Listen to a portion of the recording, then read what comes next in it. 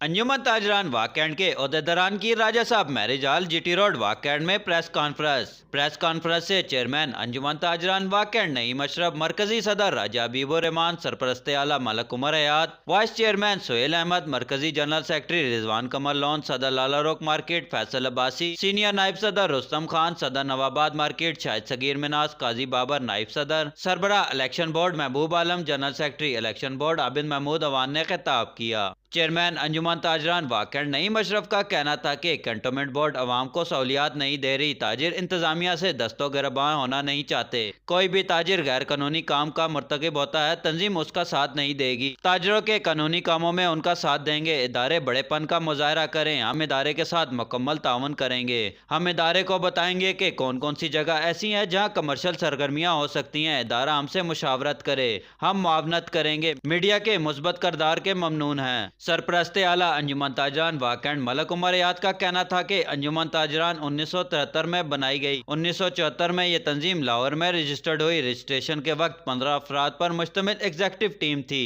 उनमें से मेरे अलावा 14 अल्लाह को प्यारे हो चुके हैं। उनका कहना था कि प्रेस कॉन्फ्रेंस के दौरान एडिशनल सीईओ ने हमारे लीगल होने पर सवालिया निशान उठाया है। पहली बात तो सीईओ को इसका हक ही नहीं, उन्होंने अपनी हदूद से तजावज़ किया। इस तंजीम के प्लेटफॉर्म से अब तक 16 इलेक्शन हो चुके हैं। सीनियर सहाफ़ी डॉक्टर साबिर और नदीम जैदी इस बात के गवाह हैं। उन्होंने सीईओ को तनकीद का निशाना बनाते हुए कहा कि सीईओ साहब, जिस वक्त ये अंजुमन रजिस्टर्ड हो रही थी उस वक्त आप बंटों से खेल रहे थे। उनको तो ये भी मालूम नहीं कि रजिस्ट्रेशन का अमल कितना लंबा होता है, किन किन प्रोसेस से गुजरना पड़ता है। उनका कहना था कि सीईओ की बौखलाहट का इससे बड़ा सबूत क्या है। मेरा प्लाजा 14 अप्रैल को सील किया गया। उस वक्त उन्होंने ये तक नहीं देखा कि ग्राउंड फ्लोर में मेरे 5 बंदे अंदर ही बंद हो गए। ये सीईओ की बुखलाहट और नाआकब अंदेशी का मुंह बोलता सबूत है। मैंने तहरीरी दरखास्त दी थी कि मेरे बंदों को कुछ हुआ तो मैं कैंट बोर्ड के खिलाफ मुकदमा दर्ज कराऊंगा। अगले दिन मेरा प्लाजा खोल दिया गया। उनका कहना था कि कैंट बोर्ड इंतजामिया अपनी कारकर्दगी पर गौर करे। उनका कहना था कि सीईओ साहब, आप अपने पहले घर का जायजा लें। उनका कहना था कि नए सीईओ साहब आते ही मौला जट बन गए। उनका कहना था कि अंजुमन ताजरान कानून के तहत बाकायदा रजिस्टर्ड है। सीईओ को कोई भी डॉक्यूमेंट चाहिए तो हम मुहैया करेंगे।